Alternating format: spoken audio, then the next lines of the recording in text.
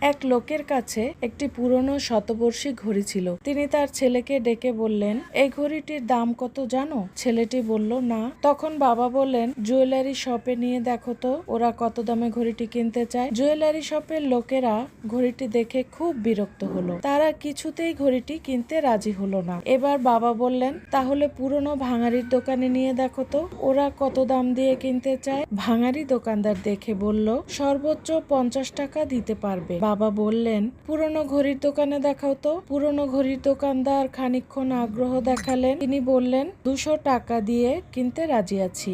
এবার বাবা বললেন, জাদুঘরে নিয়ে দেখাও ওরা কত দাম বলে। জাদুঘরে কিউরেটর ঘড়িটি দেখে এক্সাইটেড হলেন এবং বললেন, 5 লক্ষ টাকা দিয়ে হলেও আমি এটা কিনতে রাজি আছি।